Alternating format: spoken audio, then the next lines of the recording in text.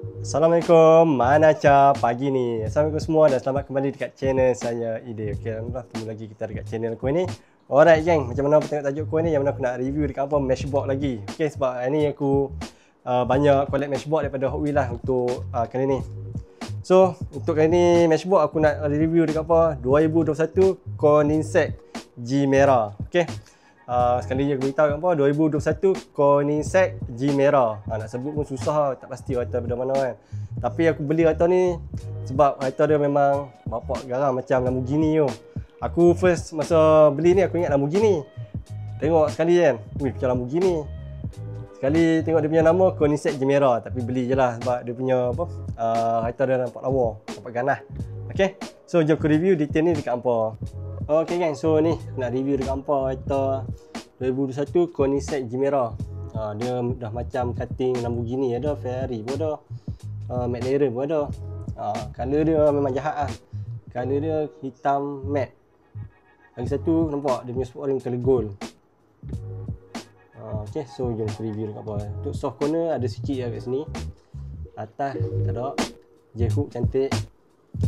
Belakang pun cantik, tak ada masalah. Tengok dia punya blister pun cantik, tak ada masalah. Okay, so kita tengok dia punya detail kereta ni pula. Kereta ni Koenigsegg G Merah. Okay, aku macam video lepas aku dah beritahu dekat hampa, aku dah start collect kereta-kereta yang macam exotic car kan. Yang ni aku rasa dia macam kategori exotic car. Kenapa tengok dia punya kereta ni bentuk cutting lower kecil. Dia macam exotic car, Ferrari. Dia bukan Porsche lah. Porsche jenis lain kan, lain kategori. Yang ni dia macam Ferrari punya ataupun McLaren punya design lah.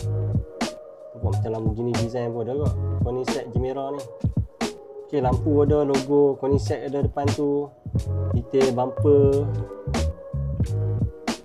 Atas dia punya cermin pun rasa macam rare juga nampak tu. Dia punya Viper kan dekat bahagian tengah lah, straight yang tu. Dia bukan yang jenis ada 2 biji Viper kan, ni satu Viper lah. Dia punya tak nampak sangat dalam detail dia ni. Dia punya cermin nampak bawah tu lah, cermin dia. Tu cermin dia. Sport ni cantik, color gold. Kita tengok tahun bila kereta ni lah. Bila dia pun publish. Baru je tahun 2024. Tahun lepas lah baru keluar kereta ni.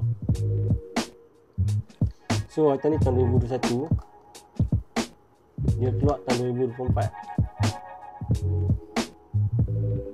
Base bawah plastik je, kosong lah. Base bawah siap ada logo ni, logo slipper gajah tau.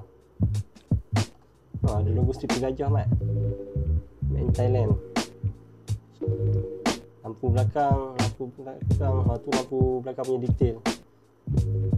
Pelik betul lah lampu belakang dia. Okay, so siapa nak collect apa Koenigsegg G Merah cutting macam exotic ni, aku letak link Shopee kat bawah ni, kau boleh beli situ lah. RM10 lah yang ni, Matchbox. Yang biasalah Matchbox ni harga RM10 lah. Alright, so kalau ada benda nak tanya boleh komen kat bawah. Jumpa lagi dekat next video aku yang akan datang. Jangan lupa subscribe, komen, like dan share. Okay, bye. Assalamualaikum, mana Ca pagi ni.